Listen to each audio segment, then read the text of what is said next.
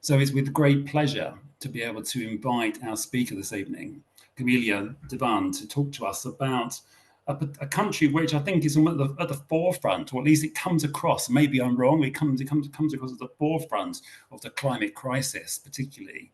I think he'd used the expression as sort of a bit of a climate change victim, and I think you're going to take us through that and look at what's being done in Bangladesh in relation to climate change, but whether that's the right things to be doing, given that Bangladesh has many other problems as well with, I guess, to do with underemployment and debt and the lack of healthcare. It's also worth noting that Camelia has just written a recent book. It's just recently been published called Misreading the Bengal Delta, Climate Change, Development and the Livelihoods in Coastal Bangladesh. Sorry, I had to read that. It's quite a long title. So Padma will put the details of that, I'm sure, into the chat for the rest of the call. And one last plea before I hand over to our speaker, which is if you're not a member of the Linnean Society, and we do welcome anybody and everybody, including me, please think about joining us. There'll be a link in the chat, and or you can go to our website and you can think about becoming a fellow of the Linnean Society and be part of the conversation about the natural world and what is happening to it. And I hand over to our speaker. Thank you so much, Glenn and Padma, for this invitation. I'm really honored and feel humbled to be here and to talk about my work on climate knowledge production in Bangladesh. And it's so strange to not see all the participants, and I'm sorry I'm not there in person. So let's just start off with this image, right? We all recognize this picture. So at school in most European countries, we learn that people developed from Stone Age to Bronze Age to the Iron Age, and then came the Industrial Revolution. So this is a typical image of unilinear development, from apes to Neanderthals to Homo sapiens, or so-called modern humans. And this image captures Darwinism and evolutionism, ideas of development, progress, that were used to support colonialism and the taking of land resources from local peoples globally. But we now know through recent research that Neanderthals and Denisovans weren't actually so different from us. We could mate with them and have offspring, and we were of the same species. And they're still in our DNA, and we learned from them. And that there's even a third hominin that still has not been identified. And we also learned about Tedderman in this image here, who is believed to be one of the first modern Britons and that lived 10,000 years ago. So rather than white, you have someone with a dark complexion. So what I'm wanting to say with this kind of ancient history dynamic is that what we thought we knew about humans, nature, and development, that people develop in a certain universal way, does not stand with contemporary scientific findings, and that the past is complex. For example, usually when we talk about global south and hunter-gatherers, we can forget about ancient civilizations that lived side by side with them. And their ruins illustrate a lot advanced knowledge. So Mohenjo-daro is in what is now Pakistan, belonged to the Indus Valley civilization from 3,300 to 1300 BC, so 5,000 years ago. Its streets, as you see on the top left, were in a grid system like Manhattan, New York, and even had indoor plumbing and complex irrigation infrastructure. It was contemporary with ancient Egypt and Mesopotamia. And then you have Teotihuacan on the left corner, which was a whole city buried under hills, and a mountain similar to the latest Maya city buried in Guatemala that also had complex irrigation systems, infrastructure, and forts. So rather than being underdeveloped or primitive, many of the so-called third world countries have passed a very rich and sophisticated civilizations. And in one of his later books, James C. Scott, in the Against the Grain, writes about how hunter-gatherer societies actually lived better and more nutritiously than many farming societies. During a greater part of the past 200,000 years as a species, Homo sapiens sapiens have lived as hunter-gatherers, often with swidden agriculture, women doing a lot of the gathering work. Um, with Sweden, agricultural land is burned after cultivation and then left to rest, and that helped also ensure biodiversity and soil fertility. And 12,000 years ago, humans started to keep cattle, settle down, and cultivate grains such as wheat, rice, maize, and corn. And fossils show that these early farmers suffered from nutritional deficiency compared to their contemporary hunter-gatherers. They were shorter, more ill, and had shorter lifespans. So in contrast to ideas of unilinear evolution, our ancestors sometimes live better off than we think, well, or that things go in cycles and that civilizations rise and fall. So where do these ideas about progress and modernity and civilization and development come from? That culture is better than nature and that humans are better than other species. Um, so, or that modern or European or capitalist societies are better than those in the third world. So the historian Frederick Cooper suggests that modernity is a way of talking about the world. He argues that one representation of modernity portrays it as a long and continuing project where Western Europe is the model to which the rest of the world should aspire. The colonizer society is presented as advanced and embodying progress, while colonized societies are portrayed as traditional or backwards.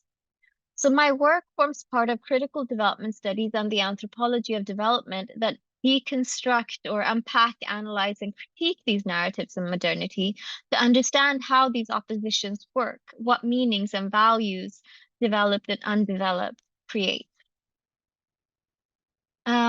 And critiquing these ideas of backwards global south and pointing out the historical processes behind how they came to be impoverished through European extractivism is the key political aim of my book, Misreading the Bengal Delta, Climate Change Development and Livelihoods in Coastal Bangladesh. And how Bangladesh has moved from being portrayed as an extremely poor country to increasingly being represented as a victim of flooding caused by rising sea levels. Bangladesh is now a top recipient of development aid earmarked for climate change adaptation. And in my book, I try to contrast the narrative of climate-funded projects with local environmental history and the lived experiences of coastal people and what they regard as major pressing social and environmental problems. And one thing I do in the book is I draw Mike Hume's work on climate change to differentiate between physical processes of climatic change that is happening over time, and then also the knowledge production of climate change or the discursive ideas of climate as the main cause of change. So the book demonstrates how climate change can be a powerful discursive phenomenon that alters our expectations of causality. It consists of different examples of climate-related projects that are based on the same capitalist modes of production in the past, and how they may divert funds and attention away from where they might be most needed. And this is really important because today we are witnessing the most rapid and extensive destruction of biodiversity in human existence, a trend that has escalated since the Industrial Revolution. The extraction and use of fossil fuels has resulted in greenhouse gas emissions that contribute to long-term climatic change through global warming. And in addition, capitalist land use and industrial practices have also resulted in significant localized environmental degradation, including but not limited to pollution, water scarcity, soil acidification, deforestation, desertification, and salinization of once fertile lands. And it's important to remember that climatic change arose from the unsustainable exploitation of nature in the name of profit and progress. That reduced humans and nature to pure commodities, as Karl Polanyi writes. And political ecologists point out further that environmental degradation is not an unfortunate accident under advanced capitalism. It is instead a part of the logic of that economic system. So in Misreading the Bengal Delta,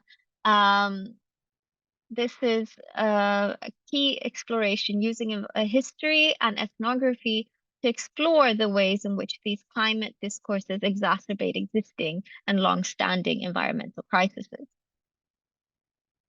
So I conducted my fieldwork for this research in southwest coastal Bangladesh, just right here.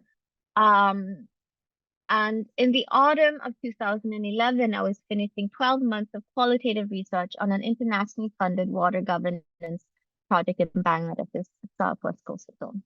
And my field trip during the project drew my attention to several urgent problems that our rural interlocutors had raised. That saline or brackish tiger prawn cultivation, shrimp, damaged flood protection embankments and destroyed the soil, to local canals being filled up with heavy silt each year. However, the goal of that project in 2011 was to assess the operation and maintenance of embankments and their sluice gates.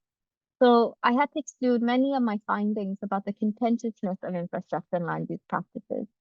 And I wanted to explore this further in a new project while my PhD with fellow researchers on how to best pursue this.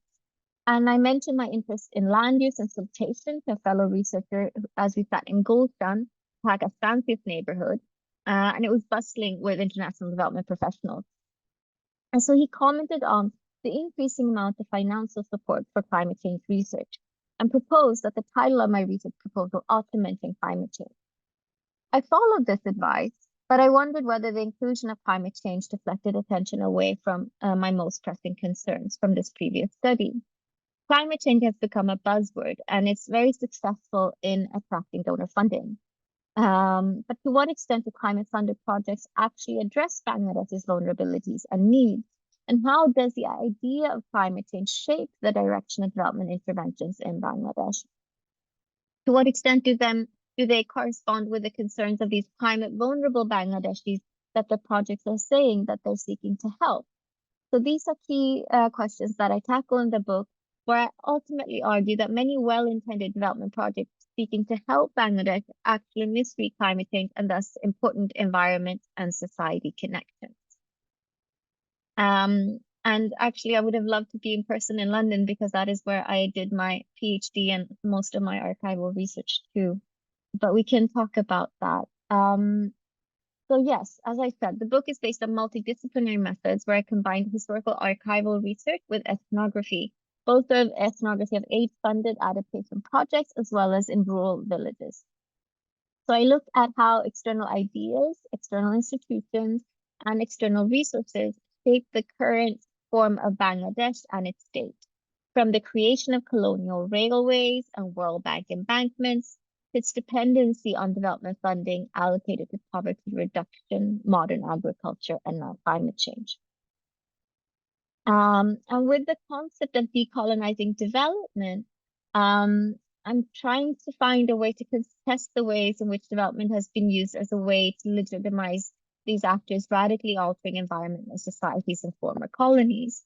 And this forms part of a wider agenda of decolonizing the curriculum in higher education, which has been very prolific in the Bloomsbury colleges, where the critique is that both the curriculum and higher education are based on the assumption that global histories of Western colonial domination have had the effect of limiting what counts as authoritative knowledge, whose knowledge is recognized, what universities teach and how they teach it. And this I'm taking particularly from the Decolonizing Higher Education at SOAS about 10 years ago. So the university then is a privileged, as a privileged space of knowledge production and dissemination, is a key site where the historical legacy of colonial social constructions, imaginaries, practices, hierarchies, and violence still resonate today. And it would also be interesting, perhaps in the discussion, to discuss whether or not there are correlations with museums and curation. So I'm myself a second-generation Bangladeshi, born and raised in Sweden, growing up in a society where media portrayals of Bangladesh are often victimizing, pauperizing, and condescending. And what I argue is that the image of Bangladesh as a climate change victim reproduces historical imaginaries of the country's inferiority, while ignoring its complex past going back much further than the Buddhist Pala Empire. And I hope that this book may be seen as a decolonial project as it situates development historically and critiques the image of Bangladesh as poor and vulnerable. And by doing so, we may better understand the links between colonial knowledge production and the knowledge production of climate change. But despite well-meaning intentions, the way Western press tends to use images like this one conflate monsoon floods with sea level rise. They tend to portray floods as being caused solely by climate change, a phenomenon that might fume from climate reductionism. So this narrative that floods caused by climate change result in climate refugees ignores that there are actually 3 types of floods in Bangladesh. So first is Bosha, annual monsoon rains, Bonna, irregular destructive floods in the wake of cyclones, tidal surges, and storms, and then Dolobodho, waterlogging, drainage congestion. So in a natural environment without any artificial infrastructure, the Bosha rainwater merges with the silt-laden river water to deposit silt on the floodplains. The silt raises the land levels and promotes processes of organic decomposition that make deltaic lands fertile. These inundated wetlands are the breeding grounds for hundreds of spawning fish species, and they help irrigate amontang, rice planted during the monsoon season.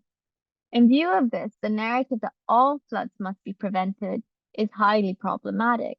And this image of a climate refugee is actually a typical image of Dolobodho waterlogging during the monsoon, when water is unable to drain out through an embankment to go back into the river. And actually, such drainage congestion is caused by the construction of flood protection embankments that prevent beneficial monsoon bosha inundation that in the 70s and 80s, James Runnell called a fertile blessing of Bengal. So let's go here.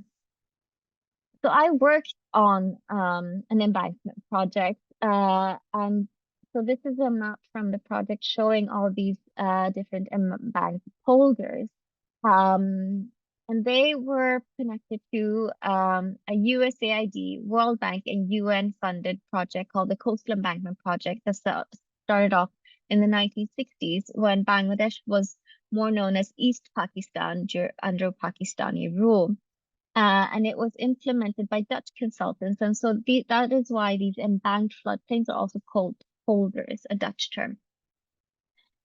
However, the construction of these embankments, about 4,000 kilometers of them, prevented 1.5 billion tons of sediment to pass through the Bengal Delta each year to deposit on the floodplains during the monsoon. And a lot of the silt comes transnationally from the Himalayas as well. So because of the rivers no longer being able to flood the plains, the silt clogged up in the rivers and raised the riverbed levels outside the embanked floodplain.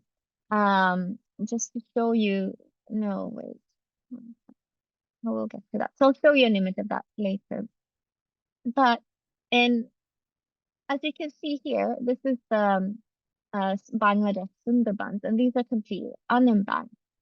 And as natural science studies show that areas in southwest Bangladesh, such as these ones, that are enclosed by coastal embankment project embankments, they have lost 1 to 1.5 meters of elevation, while these unembanked Sundarbans, mangrove areas, they've gained elevation due to sediment deposited through monsoon bosha inundation. So they conclude that riverbed sedimentation in Bangladesh caused by the embankments pose a greater threat of coastal flooding through waterlogging and drainage congestion, and even the risk of bonna, destructive floods and tidal surges during cyclones. The embankments pose a greater threat of such flooding than predicted sea level rise in the future. And civil society actors in Bangladesh have strongly criticized embankments, especially those working on the environment. And in 2014, I went to a grassroots movement on World Rivers Day with no donors and no English speakers, so only Bangladeshi civil societies holding the entire workshop in Bangla. And one of them, Amir, said that every year embankments prevent more than a billion ton of silt in the rivers from depositing on the land. The silt instead deposits outside the embankments and raises the riverbed. Not only does this reduce the fertility of agricultural land, the raised riverbeds prevent the rainwater inside the embankment from draining out to the river outside. This entrapment of heavy rains increases the risks of jolabodhu that are harmful to crops. Since the creation of embankments, the river sediment has nowhere to go, and our rivers and canals are silting up. They're dying. Embankments are causing riverbed rise and waterlogging, and these issues have no links to sea level rise. Even Bangladesh's most famous water specialists never mention sedimentation because of pressure from international donors. We in Khulna are not able to do anything. We may continue this movement for the environment, but we're all voiceless against those who hold the real power in Dhaka. So this was very much a typical anti-politics machine critique, if you may. But I just want to illustrate what Amir said. So here is an image of an embankment or a polder, which nowadays is extremely important. They function as roads. You cannot remove the embankment. But what you also see is here is the outside river, and that the land has been accreting and becoming higher outside the embankment than inside where it's lower. And when you have heavy rains during the monsoon and not enough sluice gates and canals to lead out the water, you get drainage congestion. And this is what creates flooded images like in the climate refugee photo. So the first part of my book focuses on the history of embankments, and it is something I've been working on since 2012. And it draws on archival research at the British Library and on the first forms of embankments in this region, which were called ostromati baths, or temporary earthen embankments, which were made when mangroves were converted into agrarian lands. I'm sorry, I forgot to put the map in this slide, but a rapid deforestation meant that arable land came closer to the Bay of Bengal, and that meant that during the dry season, salinity water would intrude up. So these earthen bunds were not made to stop floods or rainwater inundation, but to stop dry season salinity incursion, because if that salt water would reach these newly cleared lands that were made to grow rice, that land would revert back to being mangrove. And in fact, during the monsoon, these earthen bunds were broken by every water inlet to the river to allow the land to be flooded with river mixed with rainwater for paddy irrigation. And then they would be repaired again before each dry season. So during the British Raj, the government wanted to centralize water management and started building permanent embankments to facilitate railway transport after the 1857 Indian Rebellion. And this is because it was the landowner or the person who had reclaimed the mangroves or deforested them that would pay for their maintenance. But during a centralized regime, that maintenance cost was seen as too difficult and cumbersome and expensive. And what happened with these watertight embankments was that one could see that both siltation but also malaria increased across the delta. And through my archival research, I also show how persistently over time embankment interests have ignored how these infrastructures have several negative effects. So we can see a shift from seeing inundations as blessings of fertility during the East India Company to be constructed as damaging to life and property during the British Raj. And post-partition in 1947, donors pushed for concrete embankments in the form of the Coastal Embankment Project, and this was again pushed in the 1990s by donors under the Flood Action Plan. But due to the experience of the Coastal Embankment Project, during the 1990s, Bangladeshi civil society successfully protested and managed to stop the plan. And so that's why, considering this historical context, it's very notable that the very same infrastructure is now recast and portrayed as climate adaptation infrastructure with little to no protest, which I'll come back to, or perhaps we can discuss afterwards. And so embankments as climate adaptation is only one of many dynamic ways in which Bangladeshi development professionals attract aid funding.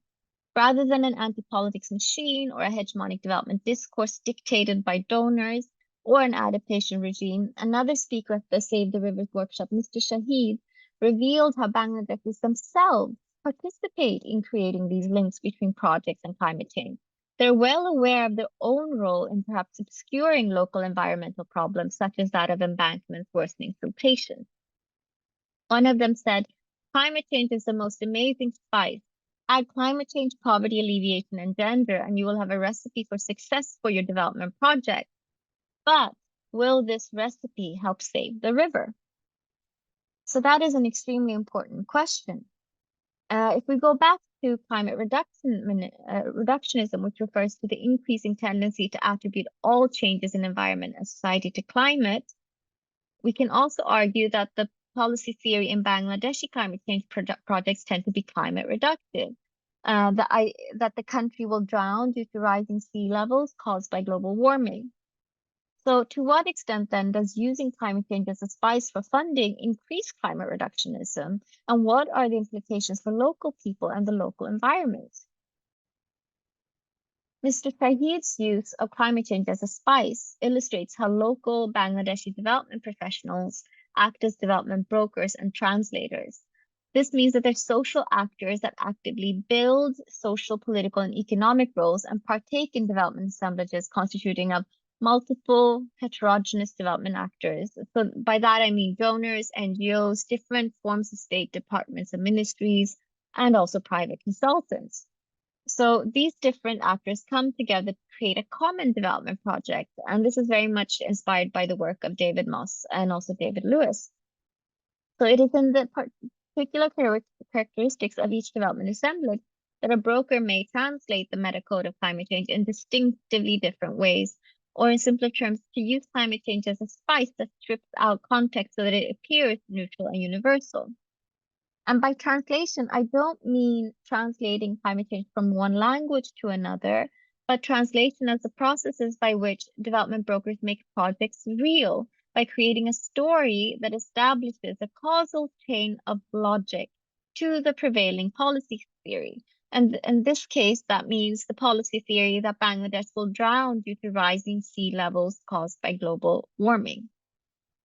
So climate reductive translations help conceptualize how different climate projects produce coherence, how they create causal narratives linking their particular development intervention to the policy theory of climate change.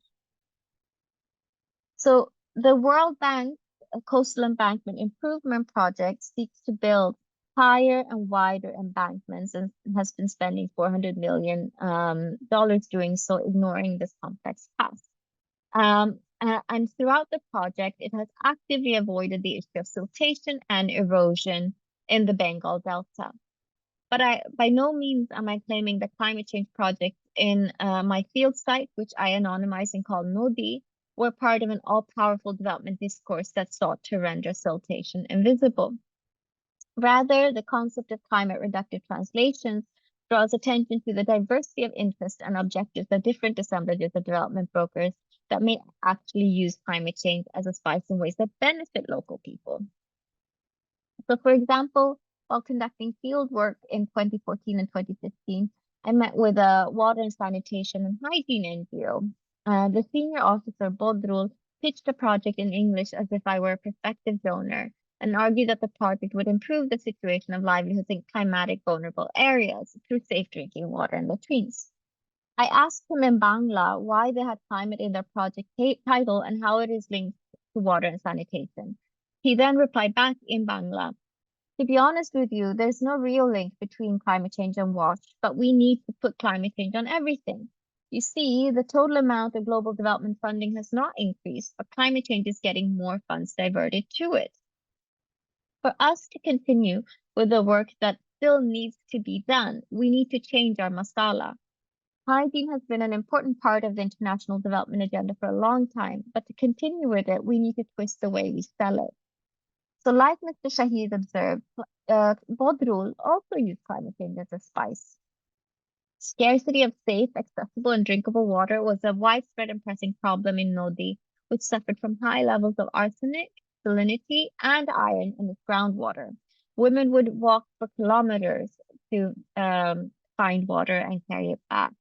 So translating water and sanitation into being climate relevant thus helps acquire funding for problems that this particular NGO is equipped to solve.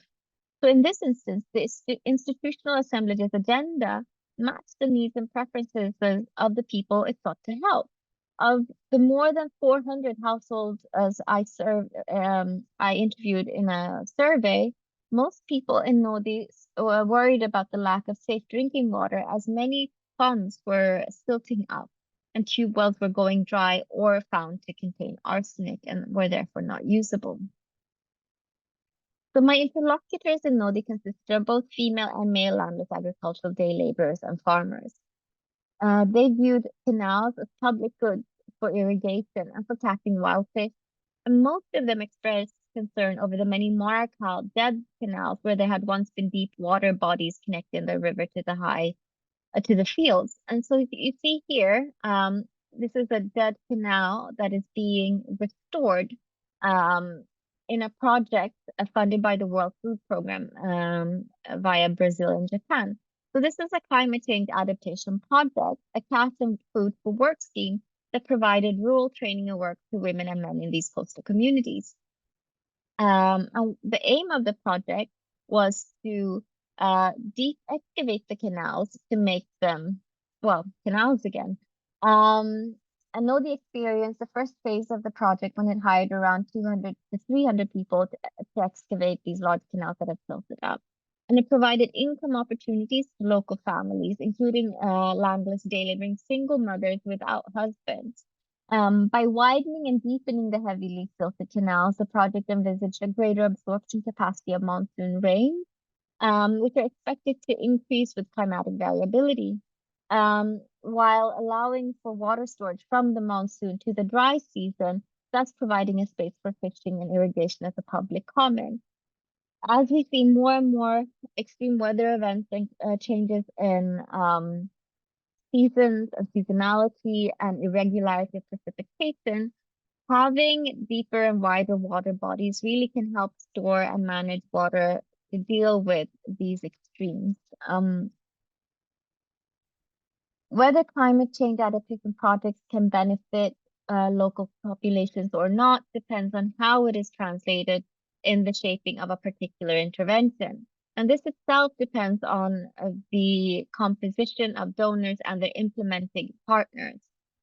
So the different activities of these two projects, safe drinking water and canal excavation as a remediation of siltation, demonstrate how climate change is actually translated by different development actors that work together with very varying, diverging types of projects.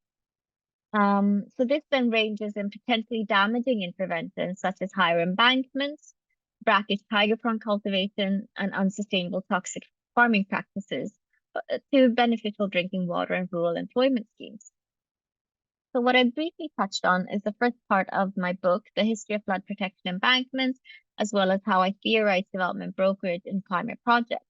So in the second part of the book, I look at brackish shrimp aquaculture and high-yielding agrochemical dependent land use as forms of adaptation.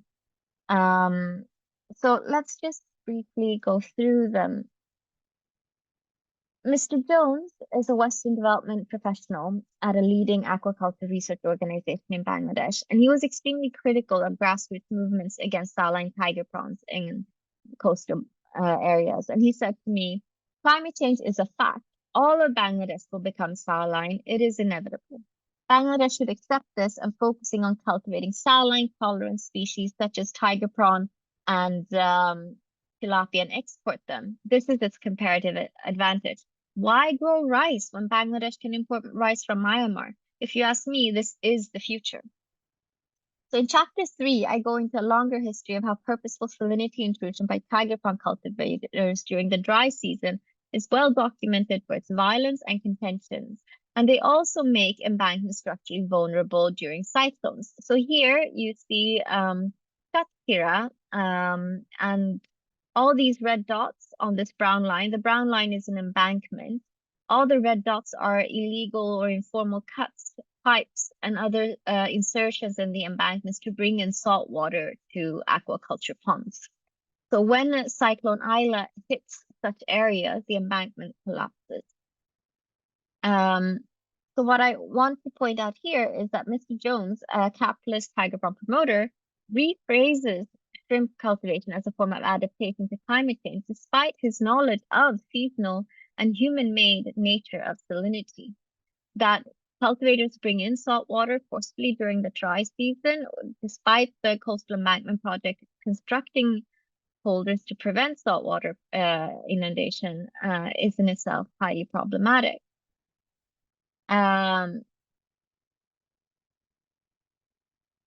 So what I want to end on here is that climate reductive translation of shrimp as adaptation misreads the socioeconomic inequalities of this export-oriented mode of aquaculture that is deeply entangled with environmental degradation.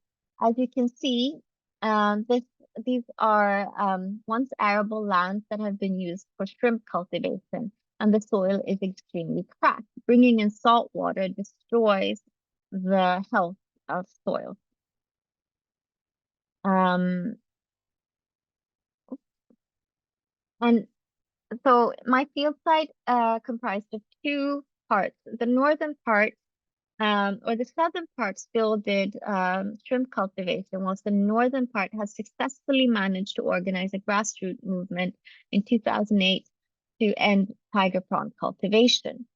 And they would say that these fields once looked like these ones. But with the monsoon, much of the salinity from the soil was washed away, and over time, rice yields increased. What they struggled with now, however, was soil acidification, or how there was less soil fertility or life when growing crops with high yield varieties, as well that need agrochemicals such as synthetic nitrogen and pesticides. In chapter 4, I show how the logic of capital-intensive agriculture is a continuation of activities pushed on Bangladesh throughout the Cold War and through donor imposition of structural adjustment policies. It's an examination of critical histories of colonial famines and the Green Revolution that may help us rethink Bangladesh as Malthusia, where food supply must be increased to feed a growing and starving population. And this is extremely important because some climate adaptation measures say that we need to double food production by 2050, so we just need to produce more. But what does that do with biodiversity?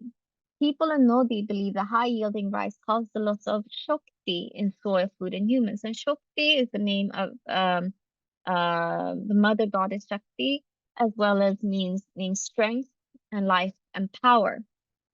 And they argue that food with less Shakti also tastes less, and there's less nutrition. So the Bengali concept of Shakti captures the material effects of the overuse of synthetic nitrogen, both on the soil and the multiple species that live within it. And this also includes micronutrients and microorganisms necessary for human health.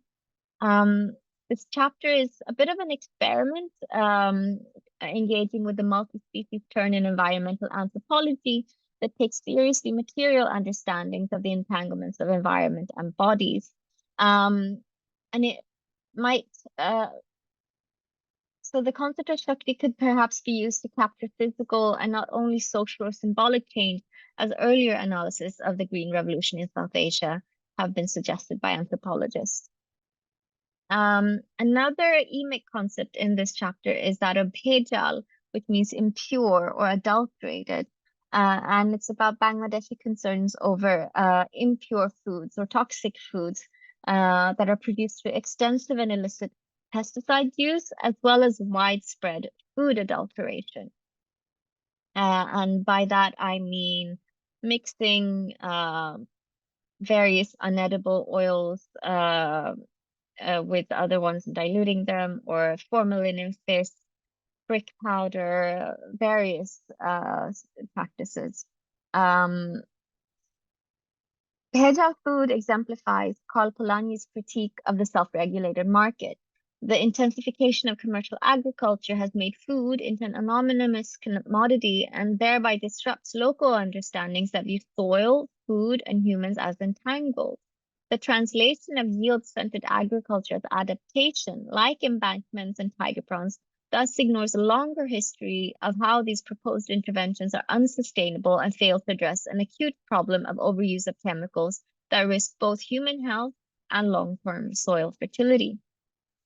So this toxic agro-industry has brought on ecological disruption by dumping unwanted chemicals in Bangladesh. And by that I mean when chemicals are banned in the West or OECD, they somehow end up in Bangladesh. So chemicals that are deemed by the WHO as obsolete, I've found several times during my fieldwork being used by farmers. So such a toxic agro-industry also contributes to unknown and multiple extinctions of organisms in the soil, resulting in the loss of shakti and growing health problems. And this book would have been neatly framed without this last chapter that has nothing to do with climate adaptation projects. What it does do, however, surviving inequality, structural violence, underemployment, and debt, what it does do is to highlight the risks of climate reductive translations of development, excluding local livelihood concerns, or bottom-up perspectives of what constitutes coastal vulnerabilities. So this last chapter is a space to share what my interlocutor shared with me about their main pressing everyday problems, and which concerns mostly rural indebtedness. I couldn't find a way to have it fit with a nice theory on climate, but I found it was an ethical duty to make sure that their livelihood problems are in the book. Most households in Nodi, like many other places in Bangladesh, are tied into 4 to 5 NGO loans. They can use one loan to pay off another. And they're primarily used by male family members or to pay off the dowry for a female relative. So the chapter reviews a substantial and empirically robust body of work that critiques microcredit for spiraling rural indebtedness, both in Bangladesh and throughout the global South. It shows how microcredit is a symptom of a wider issue of structural violence and social inequality, where Bangladeshis seen as project beneficiaries are also denied citizenship entitlements, and they therefore accumulate debt to afford out-of-pocket expenditure on healthcare, education, bribes for work, and dowries in a social landscape filled with underemployment and short-term micro projects. So as much of Bangladesh's development aid in coming years is allocated to climate change adaptation, it's important to ensure that translations of climate change address the needs of the general population, or the poorest, actually, and improve livelihoods in a context of environmental degradation, for-profit food production, and scarce public healthcare facilities.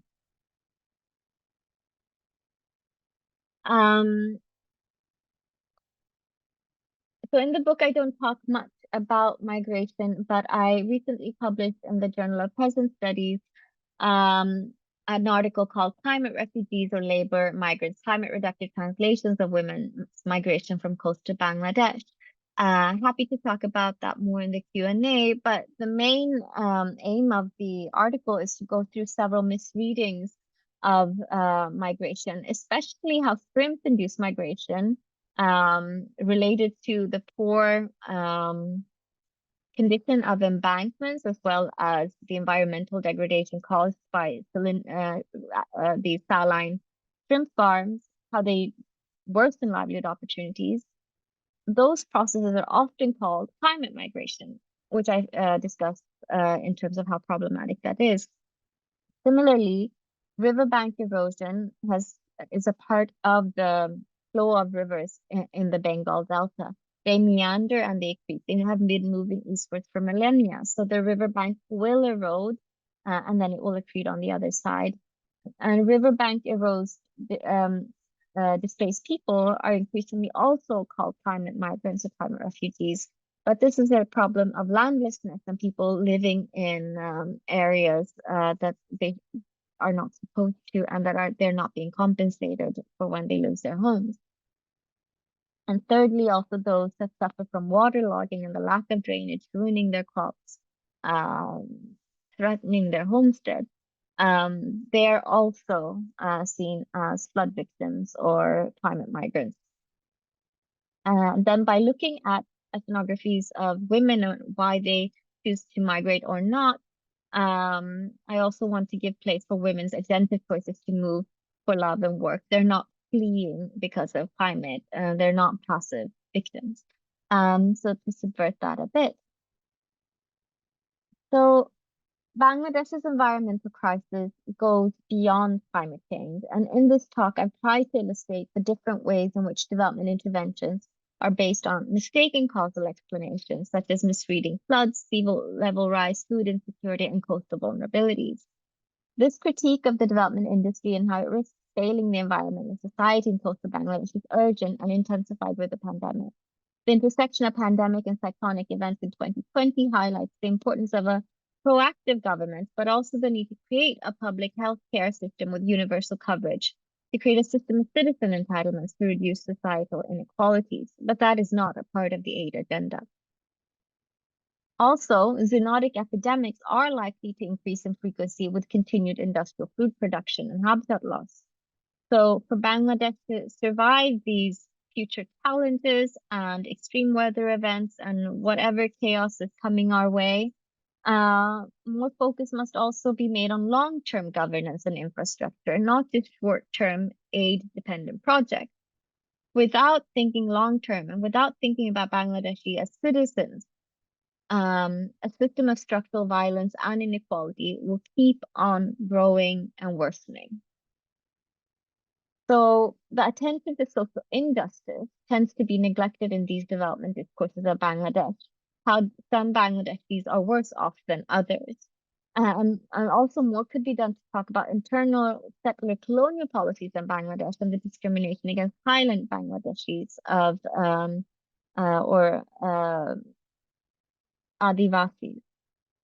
Future research and development interventions must therefore, I think, prioritize or pay more attention to socioeconomic equality.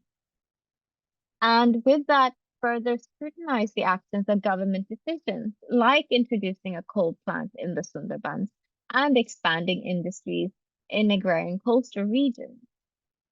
For the past 5 years, is it 5 years? Yes, it is 5 years. I've been looking at shipbreaking in Bangladesh's southeast coastal zone. And these are fishermen boats by a Hindu minority caste. And you can see on the colors here that these are industrial effluents coloring the canal and how these fishermen go through polluted and quite dangerous shipbreaking yards to reach out the ocean. And the black oil that come out of ships and how they still are there. And there's been a lot of developments in the past 5 years of trying to make ship recycling safe and environmentally sound. But that is a different talk, so I won't go into that. A lot to be said there, but the question is, shipbreaking and all these industries are expanding, nuclear power plants, coal plants, all with the promise of future growth, economic development, unnoti. Bangladesh wants to become developed. At the same time, this risks to worsen Bangladesh's current problems of environmental degradation, pollution, air, water, soil, noise pollution, and structural health inequalities, both today and in a climate uncertain future. So that takes us back into being critical of what we mean by development and to what cost to both humans and the environment. Thank you. And I think this discount code is still valid for those who are interested. And the book is also open access, so you can just download the PDF for free. Thank you so much for your time and attention. Thank you. Thank you very much, Camelia. And you've actually answered one of the. I thought I'd give you a break and ask you a short question, which was like where to get your book. But you've answered that, and I'm sure Padma will put details again in the chat as well for that. We've got some quite meaty questions, and I'm just going to go through them, I think, as the way they've kind of arrived. So we have a question, which is slightly multiple question, which is how are the rising sea levels affecting migratory birds? I don't know if this is your area of expertise. And is this impacting on marine fisheries? And in turn, is the impact on the fisheries impacting the birds? And there's another part of that same question, which is are the sea levels rising, or are the water temperatures also rising as part of all of this as well? So sort of three interconnected things: water temperature, birds, and fisheries. Should I press on answer live or just answer normally? Yeah, just tell us which issue was alive. Yeah, thank you, Anthony, for the question. It's a very interesting one. The main issue I've heard about the birds, which people like to eat generally, is that the more you cut down forests, the less birds there are, especially in Chittagong, that is an issue. But where I did my field work, it's really close to the Sundarbans, and you would even see kingfishers and lots of different bird species. So that was not a complaint raised by my interlocutors. And in terms of marine fisheries, that was also not something mentioned. What they would do is that an important livelihood in this area was to seasonally or for a few weeks at a time go by boat to the Sundarbans to fish for crabs to export to East Asia. And that was an extremely important source of income as well. And for them, the issue was not sea level rise or water temperatures, but the issue of embankments causing siltation and the dying up of water bodies. And if anything, what we can see is because of freshwater declines and the lack of water bodies to retain fresh water, you also see more salinity incursion creeping upwards. So salinity is a huge problem, but migratory birds is not something that anyone mentioned to me. And I am an anthropologist, so my research is based on field work I did with people and then trying to research up from that. I hope that answered what I could of that question.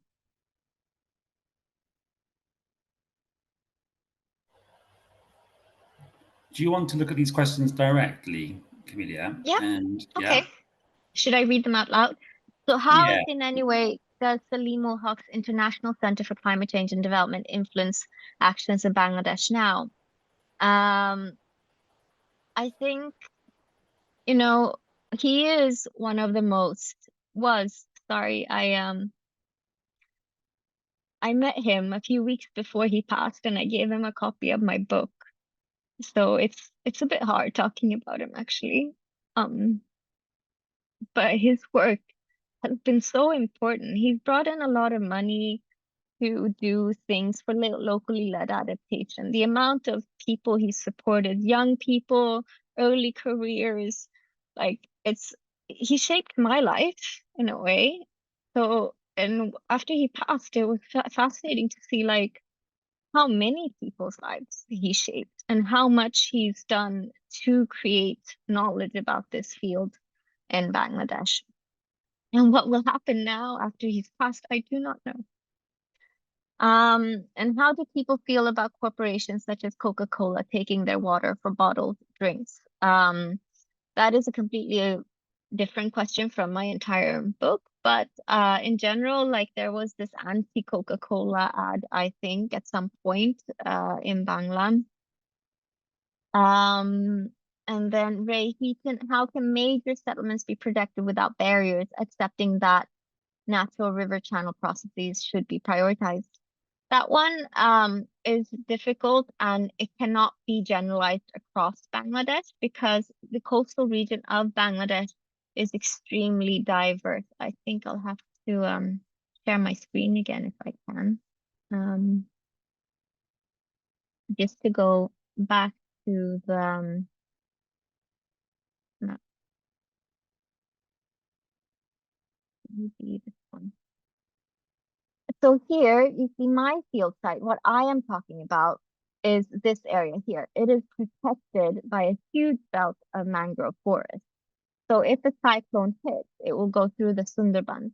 And before, the Sundarbans was up to here. So this was the limit of the Sundarbans. And even in 1850s, they warned that the more you come closer to the Bay of Bengal, the more damaging the cyclones will be. And here you used to have the Chakoria Sundarbans, and they were cleared in the 80s, I believe, for shrimp farms. So these areas have had embankments, and actually the 1991 cyclone hit really hard, and a lot of people left, and that was actually a start of shipbreaking in this area. And all these shipbreaking yards here, they've removed embankments. So now you have the shipbreaking yard being like the buffer. The question that disappeared. Was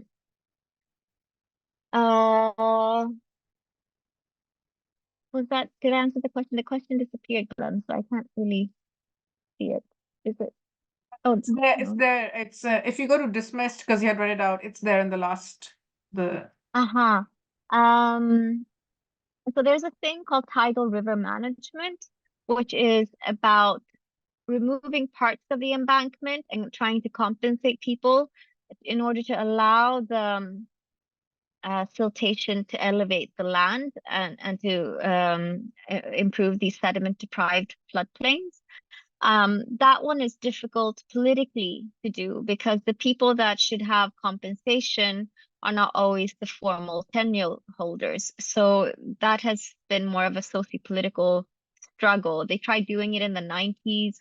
That didn't work. So yes, it's complex and it requires a lot more work to be done. And there's no easy quick fix solution for this. And you can also, but another thing is these embankments, even if you build them, because of the natural river channel processes and that they meander, the embankments keep breaking. Wherever you go in the coastal zone, you will see broken embankments. And the question is then how to maintain them. And sometimes you can use aid money for climate adaptation to rebuild them again so that the roads work. Because you do need to stop salt water from coming in during the dry season. Otherwise, you are not able to produce food. I think that one's done, perhaps. And then there's an obituary for those who are interested in the Q&A. And David Eds writes, do you think that the inability of international development projects to successfully address inequalities just as much as trying to blame all problems on climate change reinforces Malthus' view that the real problem might be overpopulation? I'm not sure what you mean by that question. I don't think the problem in Bangladesh itself is overpopulation. I mean, that is an extremely problematic statement to make because, I mean, if we start with just the East India Company and the 1790s famine when 1/3 of the Bengal population died, and then again with Churchill's policies in the World War, to exporting grains that caused so many million people, I think 3 million people to die. The topic I talk about in chapter 4, if you're interested in going into it, is that quantity does not provide quality, but it's about distribution. It's not that there's not enough food in Bangladesh, but why is valuable and scarce land resources used to cultivate brackish shrimp production to be exported rather than for local food production? And also ruining local biodiversity. And who gains from these exports? It's not the landless poor for sure. Like, who is gaining from that? who is gaining from shipbreaking? Is there any redistributive taxation? The inequalities in Bangladesh are wild. Like the rich in Bangladesh, they're like the global rich, and no one pays progressive taxation. There's no NHS. So I would say those are the real problems, is that politically, there's no talk about redistribution. There's no proper taxation either. So perhaps one last question, maybe a positive one, about does planting mangroves help? So I was part of a interdisciplinary article called Overcoming Challenges in the Ganges Delta with Animis Guy. And there, one of the section is actually on afforestation in terms of nature-based solutions and overcoming challenges in the Delta. And so that is afforestation. So in the Sundarbans area here, there's no real need for afforestation as such to replant areas where it's been cut down, because then you'd be displacing a lot of people who've been living there for the past 150 years. So the problem now is that a lot of people live there, but there are projects trying to see, rather than embankments, what happens if we plant mangroves as protection. And then there are other local ways of using these bamboo sticks to make the silt fall and deposit in certain places to stop riverbank erosion. So there are lots of different local strategies and technologies that I find really exciting to look at. Also, you can also see in the shipbreaking areas here that there are ships, these huge, gigantic ships. They have a similar effect as these bamboo rods, like the silt is depositing and like building it. So perhaps just the yards will stop the immense erosion happening in Chittagong. And erosion, sea erosion and riverbank erosion, they're extremely damaging, but they've also existed long before we started talking about sea level rise. But usually they get conflated. Thank you very much for answering all those questions. And I think we'll draw this evening to a close at that point. And thank you to our speaker. And for those of you online, the Society has a number of talks and events, both in person, hybrid, and like this one online. And they're all on our website. And we also have a YouTube channel where the recorded sessions are published after a few days. And it so just reminds me to say thank you to our speaker and to thank you for joining us this evening online. Thanks so much and good night. Thank you. Good night.